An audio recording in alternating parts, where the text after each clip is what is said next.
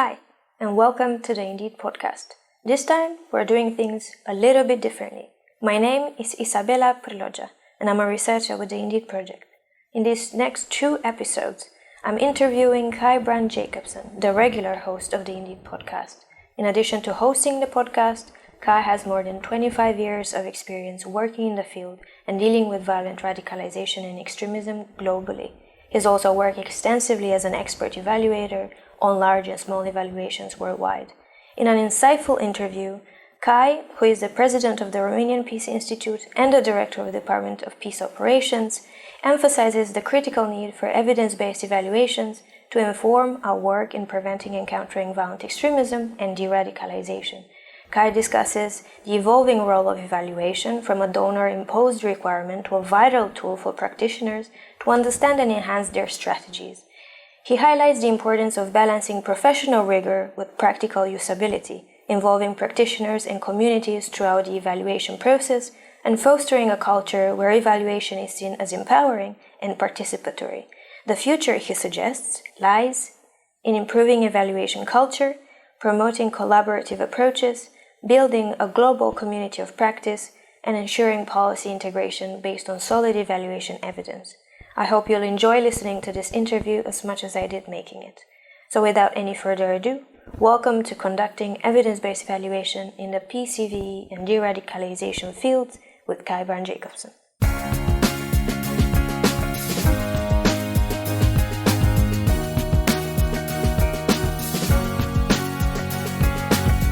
Welcome to the Indeed Knowledge series of video interviews on evidence-based evaluation. We have today Kai Brand-Jacobsen, the president of the Romanian Peace Institute and the director of the Department of Peace Operations and a senior expert in evidence-based evaluation. Welcome, Kai. Thank you so much, Isabella. It's so great to have another conversation with you. We just had a great conversation on the basis and some issues regarding evidence-based evaluation, and we're back discussing about designing evidence-based initiatives. So my first question will be, what does it mean to design evidence-based initiatives?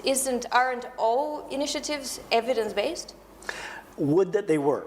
So you would think that, but actually this is one of the things that I really appreciate in the Indeed project, because we are looking at evidence-based evaluation, but we're looking at evidence-based evaluation for the purpose of supporting evidence-based practice and evidence-based policy. So when we're speaking about designing, planning, developing, and implementing initiatives that are evidence-based, we're speaking about initiatives where, when we design it, we are looking at what is the best available evidence that we have in our own experience in our organizations and agencies, in our sector, in the field, evidence gathered from evaluation, so both internally and externally, on understanding how to do things, what works, what doesn't work, what should be done, and learning the lessons. And together with best available evidence, we're looking at professional judgment and expertise. So where we design initiatives which really harvest and engage with the learning, the understanding, the experience of professionals and practitioners in the field. And the third pillar, community context, community perceptions, needs, values, experience, that when we are designing initiatives, they are designed robustly understanding the context and understanding the communities and the stakeholders that we're engaging with. That community can be a school, that community can be a community in a society of peoples of diverse backgrounds. It can be, depends on what the initiative is towards. Now, in reality, what we know is that a lot of initiatives, one, there's a difference in how they're designed depending upon whether they're coming from state institutions, public institutions, or, for example, the civil society sector. So in state institutions, you'll often have strategies and policies set by national or state or local governments, different levels. And then actors such as social workers, educators, law enforcement have to implement those. In the civil society and NGO sector, you'll often have non-governmental organizations or community service organizations which have to apply for funding to a donor. The donor can be local or national authorities, foundations, in our context in the European Union, often the European Commission.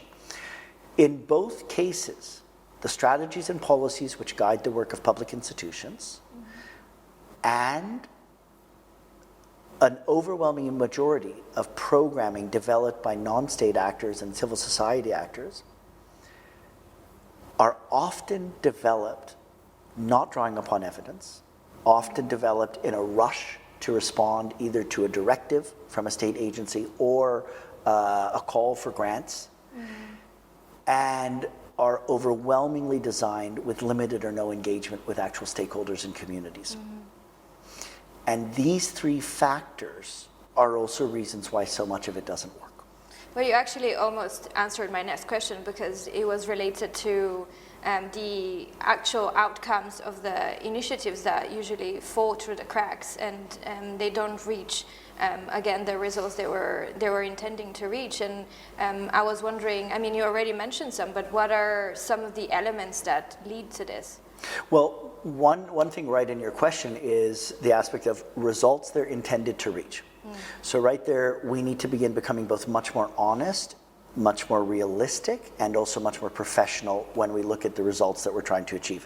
For example, if we're speaking about civil society organizations doing work with youth, doing awareness raising programs, doing programs in schools, when you do the activity, a workshop, a training, or let's say you're doing a movie showing because you want to impact people with the ideas of what's covered in the movie, the activity, the event, when you bring people together, when you do the workshop, you do the training, you show the film, can be exciting, can be inspiring. And if you're the ones doing it, you're putting in so much effort to make it happen. You're engaging in the moment. It can seem like it's been a huge success and it's been very important. It doesn't mean that it has in any way impacted the people who took part. And it may have impacted them, but does it lead to changes in attitudes and values and perceptions and behavior? It's not just about, was it exciting, was it fun, was it intense, was I impacted in the moment, but will it lead to change going further? And there are some in the field who will say, well, I can't control that, or how can we do that? Reality is we can. We can design our initiatives and know how to do them and what to do in ways that actually do contribute to meaningful results and more significant and sustained impact. But that comes down to really understanding the field. And what evidence-based practice is about is working as a field to learn and to harvest the lessons and the understanding with the same rigor that a doctor would to understand what works and what doesn't. And in medicine, the steadiness of a surgeon's hand when they're doing an operation can affect whether that patient survives or doesn't. In our work, how police implement an operation, how governments implement activities, how practitioners and organizations in the field do our work affects whether it works or doesn't, and whether it contributes to those impacts. So what are some of the effects of initiatives that are not evidence-based and that are not really engaging with the depth that is needed to ensure that people have the training they have, that we implement activities in the right way, that we're implementing the right activities for the right context? What happens is sometimes nothing, neither positive nor negative. We're doing the work, but it doesn't actually contribute to meaningful changes. We just do lots of activities, and that's a big part of the field. Sometimes great things. The project is great, the initiative is great, but it's short term. Because we're designing our work and we have these structural factors where they're often dependent on donors, short term. You can have some of the best practices in the field and it ends after 2 years or it ends after 3 years because there isn't further funding. And sometimes, very often, negative. Our initiatives fuel resentment, alienate communities, enable privilege. So we reach the children and young people easy to reach in some schools, but you reinforce exclusion of others. All of these are elements of the failure to develop a field of actual evidence-based practice. But this is really interesting, actually. It leads me to two questions, but my first one would be, because I found really interesting your comparison with the medical field.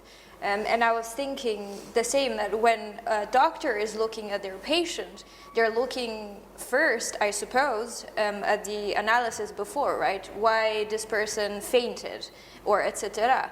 And this leads me to the progress of looking at designing an evaluation. I suppose one of it should be our assumptions should be tested, right? And our own perspectives of what would be impactful in a community or what wouldn't be. But we've seen so many assumptions about so many issues that we have in societies. And I suppose that someone that's trying to change, because you were talking of change, something in our society, they should first, I suppose, look at assumptions. Like, what are your assumptions about the issues that you're trying to address? And I was wondering if you can tell us what are some ways in which we can enable our community of practice to address this risk of assumptions and look at how we choose stakeholders and how we choose our methodologies.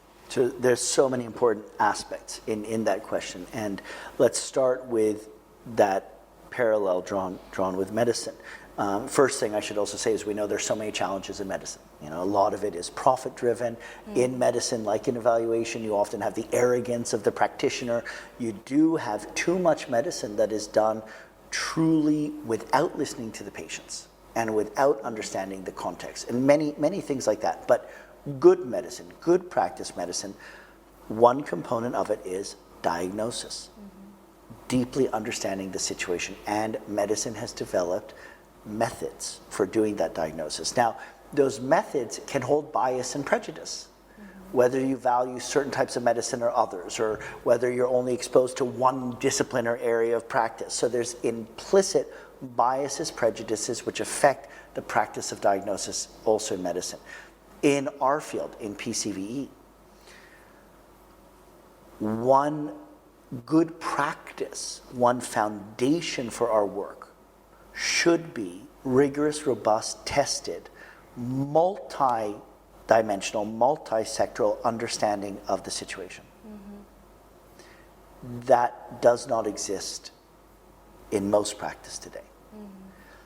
What we do have is that if someone is trained from a law enforcement perspective, they'll often have a specific set of diagnostic tools and lenses they look at things. If I'm trained as a social worker, if I'm trained coming at it from education, if I come at it from a gender lens, if I come at it as a youth worker, we all have our different, both what enables us to see, but also things we don't see because of our training, because of the lenses we bring. And so very often we may only see part of the picture, we may leave out key dimensions, and we may bring the assumptions of our training and the assumptions of our field about what the problem is, about how things will develop, about who are the stakeholders we should work with, many other aspects. And all of those can affect whether we make the right diagnosis. Do we understand what the situation is? Do we understand what really needs to be addressed or what needs to be changed? Then it also affects the tools that we come with and what we think the answers are. And again, because we're all trained in our different disciplines, we're so often not even aware that the lens I'm bringing and the tools I have actually may make the situation worse or not be the right ones that help best. In terms of how do we identify assumptions, so one of the tools that has been developed over, it actually began to emerge in international development practice already in the 1950s. It became more explicit in the 80s and 90s, and then got its current name in the 90s, this idea of theories of change, or what you might call the logic of our programs. What is the actual thinking behind them? The reason why those who developed it as such call it theory of change is they're really trying to bring to the forward your idea of why something is the way it is or how something will happen. Until you test it, until you prove it, that's your theory. That's what you think will happen. You may have good reason for it, you may have decades of expertise, you may have all of these studies, but what you're putting forward in your explanation, that is a theory of how you think things will unfold. You could also call it, your program logic or your causal chain, why you think things will happen the way they might happen. What is important is that most of the time in the field, we just do things. We have our project, we have our strategy, we have what we're doing, but we don't make explicit the thinking it's based upon. So for example, we don't make explicit our analysis of the problem and why we think that those are the factors. We rarely make explicit test or question our goals and objectives. Are they the right ones? Are those what we should be aiming for? And then there are so many dimensions of when we're looking at what we actually do, the interventions, from police operations to intelligence services to educational programs, where we assume aspects of that what we do are the right things, that we reach the right people and have the right stakeholders. We assume what they'll do with it. So this is called assumptions mapping, and there are many different tools that can be used for it.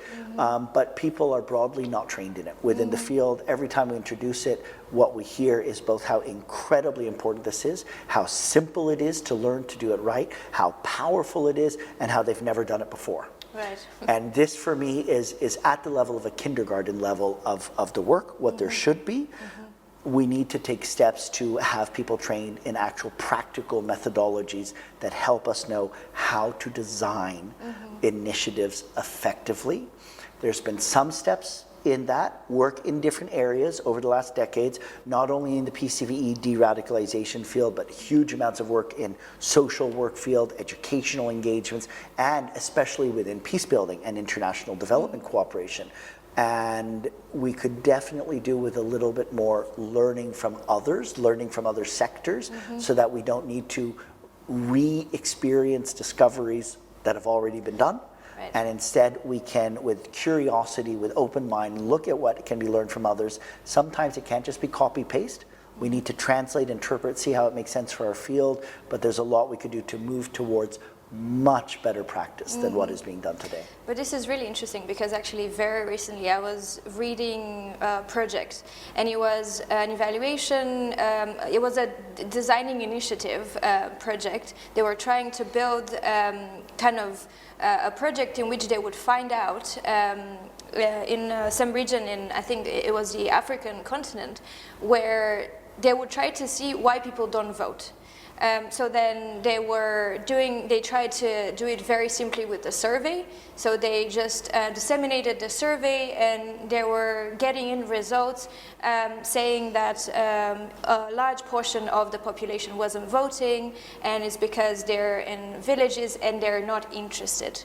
But actually what was the problem was that a lot of them didn't have access to transport to go to the voting stations, or that there was gender-based violence happening in their homes, so they weren't allowed. Women weren't allowed, some children weren't allowed, or actually young people that had the power to vote weren't allowed to go to the voting stations. So then how do we deal with, when utilizing primary evidence, how do we deal with mitigating the risks of false positive and false negatives? And is this an issue of building more awareness when we're designing initiatives? Or is this an issue of cultural competency and building it in our designing initiatives? So first, to go with the analysis that you mentioned, that you started with.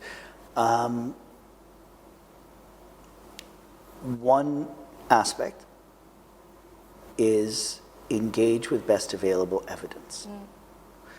One challenge we often see is when the expert, the evaluator, or the people designing the program do it without that first step of looking what else is being done and what has been done before. And those are rarely done to any significant extent. I may be aware of what someone told me at a RAN event or what I came across in a workshop, but there's not competent, professional, deep engagement with what's been done before. Often. Some do. A very, very small minority of the field. So normally we're in our area of practice, we have the people we know around us, what we happen to be ad hoc exposed to. There's no systematic, there's no thorough, there's no rigorous effort. When you're doing the situation analysis, part of that is rigorous engagement with mapping and understanding what are others doing now and what has been done before. Because something like looking at the issue of participation in elections is not new. It has been done many times before. There's a lot of evidence that can be drawn upon and understanding from that, including flaws in past approaches and designs. That doesn't mean it's not important to do it now, because maybe there's a new situation, we're looking at the current context, but it means when we do it now, try to be informed, try to learn from what has been happened before. Right. Second part of what you said is professional ignorance and arrogance or assumption. When someone brings in prejudices, often from privilege that we're unaware of, and our particular ideologies or unquestioned dogmas and assumptions, and we think, oh, people don't vote, youth don't take part, these people don't do that because they're lazy, they're uninterested. And implicit in that often, I don't know, I can't speak to this situation, I'm ignorant on this situation, but if I'm trying to extrapolate from it, what I've seen in cases that I do know is that the person comes with their lens, which they may not even be aware of, and they take a situation and they impose their understanding on it. You find the answer that you're looking for, or the one that reinforces the prejudice you already have that you may not even be aware of. Whereas what you said relates more to what should be an evidence-based approach, where before making your assumptions of what the cause is or how you'll prejudicially interpret the data, you make sure that you're getting information in the right ways. And you make sure also, for example, looking with different practitioners who might have insight. So if you're speaking about a particular demographic, why rural women aren't voting, there are amazing organizations of rural women, by rural women, or working with rural women who may have longer term access and entry. Say, for example, the evaluation or the analysis is being conducted by a university from that country, a private firm or consultancy company from that country, a evaluation agency from that country, or a university consultancy or evaluation from abroad.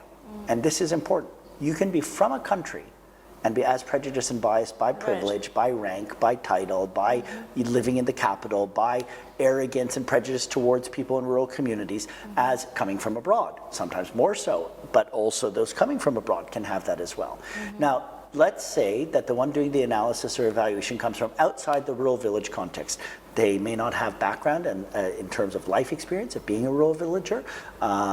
They may, if you're speaking about women in rural context, maybe the expert or the evaluator or the academic is a man or is a woman of privilege who may not know the realities and life experiences of women in those contexts. And for all these factors, they may give an interpretation of data which presents one causal chain, people don't take part because they're not interested, and be very unaware of other factors. It happens that a huge amount of academic literature and publications and a huge amount of evaluation findings are untested and unverified because they're false.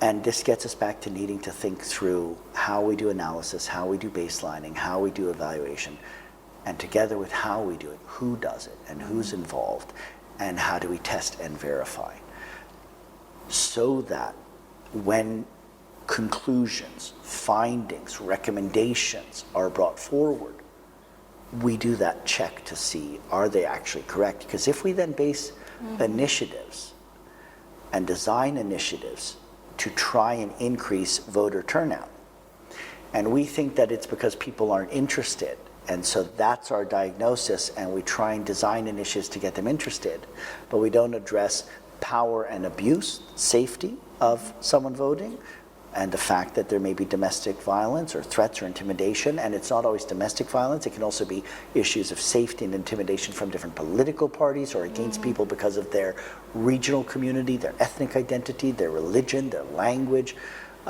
Anyone who's a real expert in elections and voter participation that has come at it from understanding these different perspectives will spot things like that. But many aren't. And that's why you can't depend ad hoc upon the expert knowing enough. You need to develop methodologies and approaches where you're actually engaging, listening to communities, listening to the real practitioners and professionals, people for whom it is their ground, their context, their area, with respect. Absolutely. Actually, this leads me to ask you, because we've been talking about so many factors that lead to an ethical, a legal, and a socially and culturally competent evaluation design. So then, what is the theory of change that you were referring to, and can you break it down for us, and why is it important? So theory of change, as I was saying, is the explanation or the narrative of how we think things happen, how we think they change, of a program, project, or an intervention, of what in the Indeed project we're calling initiatives. Also, there's theories of change behind strategies, behind policies. And a theory of change engages with some key building blocks. One is first your identification and analysis of the problem, why you think that's a problem, those factors, and that itself is a theory. That's something where there are assumptions. You need to make that explicit and test it. The overall objectives and goals, your desired future, not just at a program or an initiative level, but the broader impact that those should be contributing to. Your project level goals and objectives, what you want to achieve with your project, your program, your strategy, your policy, the specific objectives you're trying to achieve. Then your approach.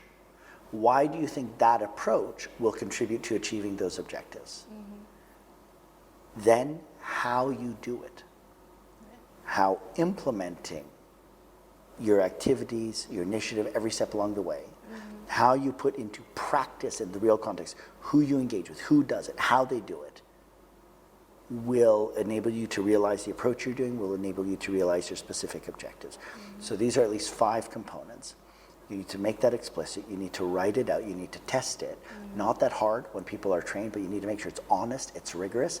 And then you do what we were speaking about before, the assumptions mapping. You look at what are the implicit or explicit assumptions of why we think that this is true. And here, one of the tools that is so easy and so powerful to use is what we call the 5 or the 7 levels of why. So if you say, why do you think that's the problem? And then someone answers, then you say why to that, and you keep following through, and then you test, is it true? Right. Now, what's so important, in recent years, basically over the last 15, 20 years, more organizations and agencies are engaging with the concept of theories of change, not because they've been trained in it, not because they understand it, not because they find it useful, but because donors are requesting it in proposals. And then what happens is there'll be some very scanty, basically writing out of, this is the theory of change, it's rushed, you're doing it for the grant. Right. And then it asks, and what are the assumptions? And they'll list the assumptions, and then that's it. But that's like my driving towards a cliff, noting that there's a cliff, but I keep on driving. Assumptions, the assumptions that are in our projects that our logic is built upon, which may not be true, can critically affect whether the work succeeds or not. I assume that I'll have the right people in the room. What if you don't? Have you really done a proper stakeholder mapping? Have you selected and done that thorough engagement to make sure that the people that are in the room are the ones that should be there, are the ones that can use it? I might assume that the method I'm using or the training I'm giving is the right one. What if it's a horrible training? What if it's a bad trainer? In the PCVE field, I'm stunned to see how many people think lecturing is training. A lot of what's done in the field is by bringing in different so-called experts who stand and deliver and lecture at people and with PowerPoint. And that is not training. Training is where you develop operational capability. It's where you have performance competency. The person learns what they need to be able to do what they need to do in the context in which they have to do it with what they have available. Training needs to equal performance, competence, and capability. If it is not doing that, it is a talk, it is a lecture, it's not a training. So I assume that the method I'm using will achieve the results I want. I stand and give a lecture that will achieve competency. And the reality is it doesn't. Yeah. Now, in assumptions mapping, I can see that that's an assumption. But the point isn't to identify the assumption and stop there. The point is then to ask yourself, what do you need to do to prove or to test if it's true or not?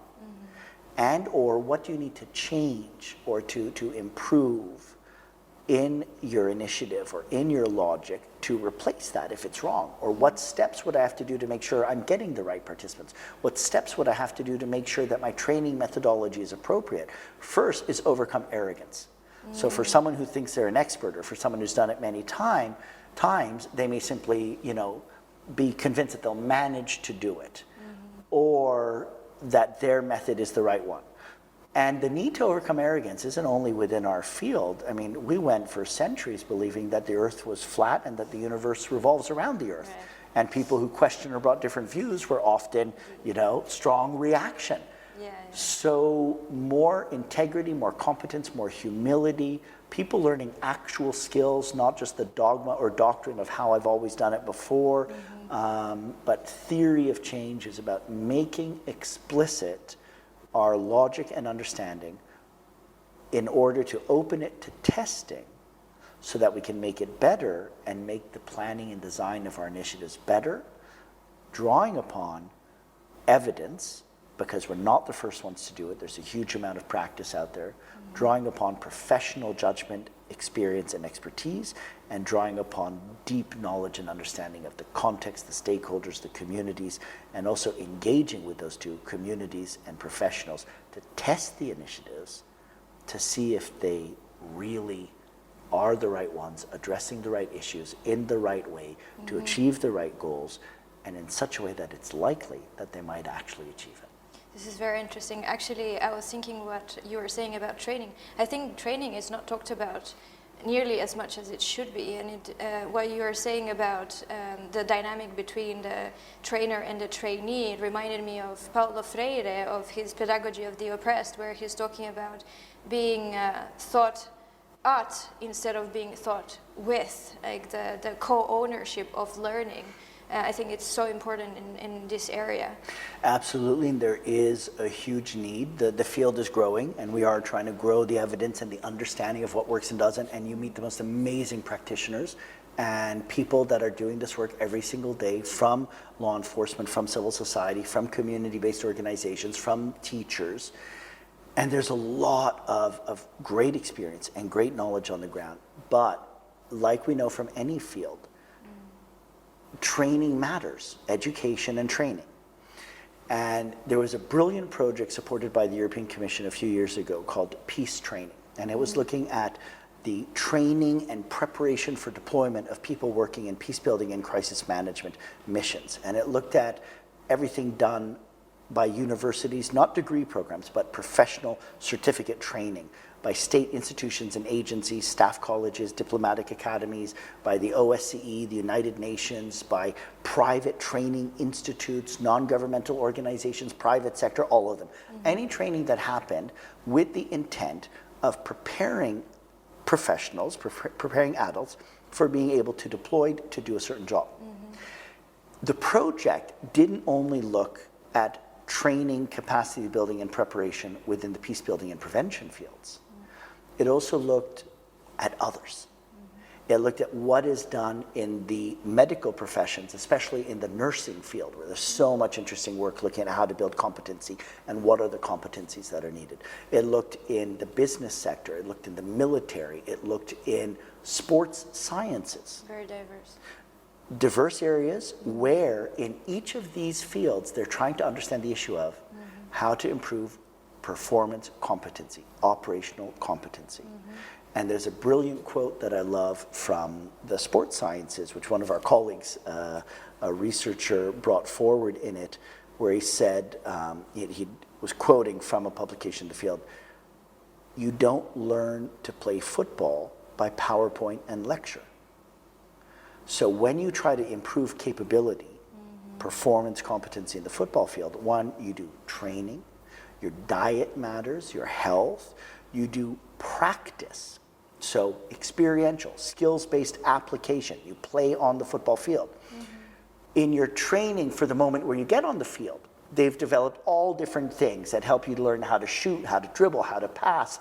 They break down every action that is done, and they have specific techniques and methodologies to train you for it. And they have specific ways of testing whether you're doing it or improving it. And then there's the coaching and all these other, and that's all preparation for the field. Then you gain practice time by doing it, all rehearsal for the moment you're actually out there at game night and doing the game. Yes. You break down at a micro level the capabilities needed, the technique, the skill, and deeply understanding also the importance of psychology. Right. Because it's not about whether I've sat in a room and heard someone talk at me that I'm then able to do something. Do I have the confidence? Have I practiced it? Have I received coaching and support? Do I feel empowered? Do I feel empowered? Am I empowered? Because what if you have the best training in the world, but someone goes back to the agency, and the agency, the boss doesn't support it? Or they've been trained, but it's not within their roles and responsibilities, not what they're supposed to be doing. Happens.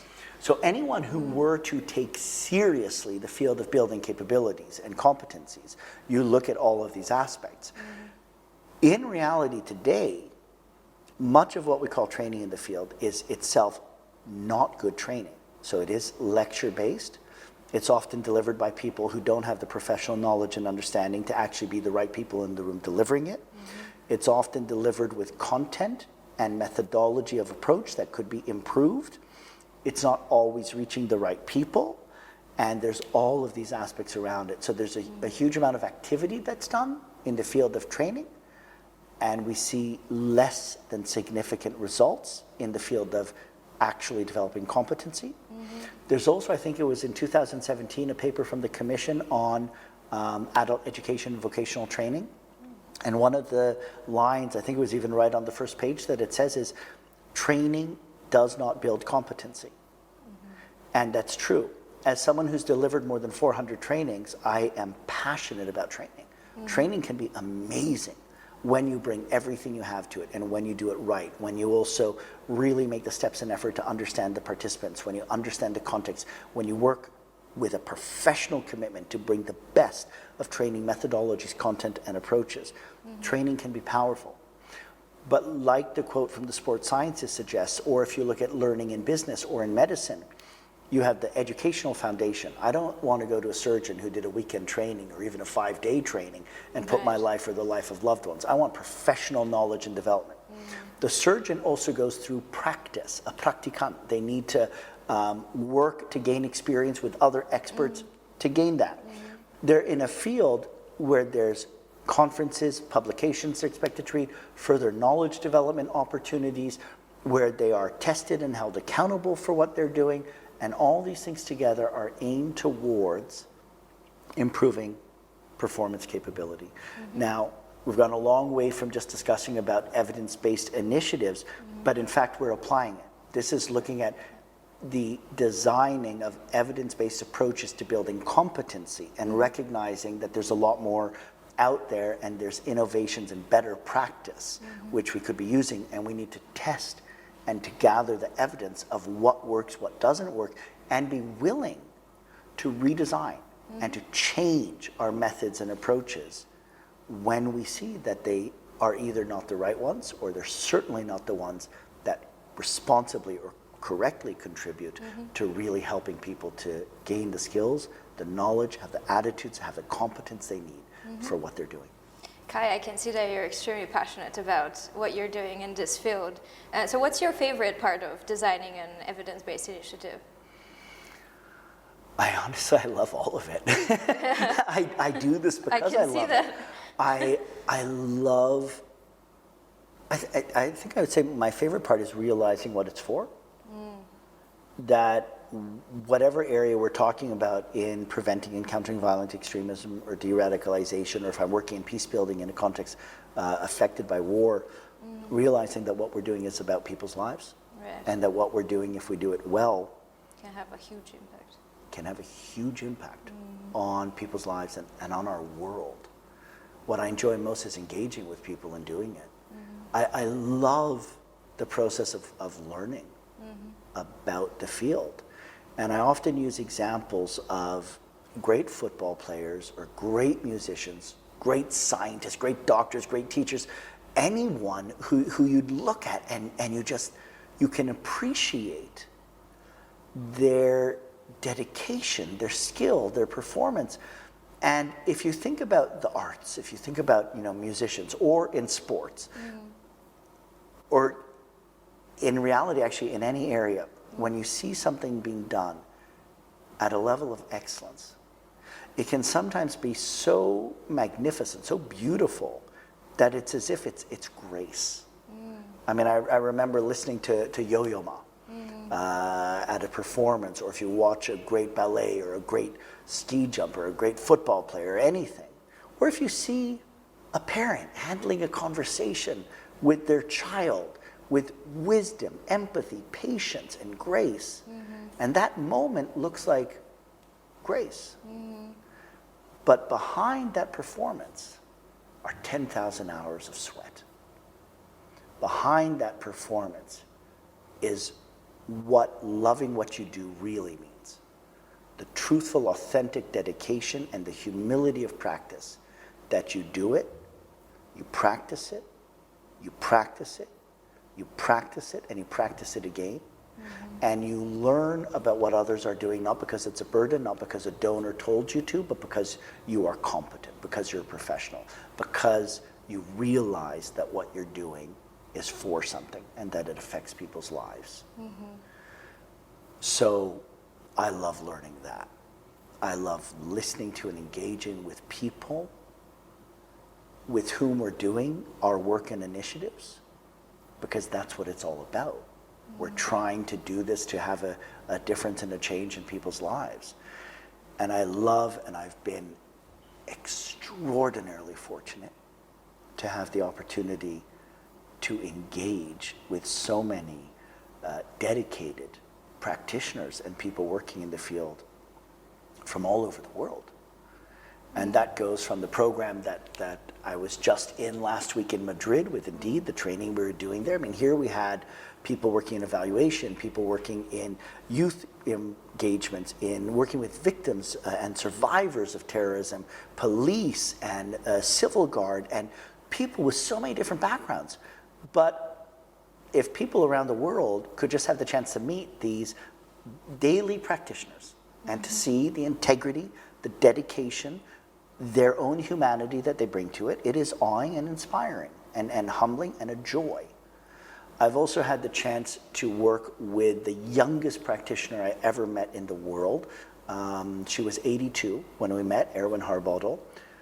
And the legacy and life that Erwin contributed and the work that she did was stunning. But when we first met, when she was 82, she had so much joy, so much curiosity and willingness to learn. We met because she was 82 and coming to a training program because she still wanted to learn. And that's why I always refer to Erwin as the youngest person that I've ever known in the field. All right. But I've also worked in brilliant work with Save the Children International, where we were working with children and young people affected by war and armed conflict around the world, with youth that were 11, 12, 13, 14 years old. And to see the brilliance and passion that they brought to wanting to make a difference in wars affecting their countries. So when you ask me what is my favorite part of designing evidence-based initiatives, all of them.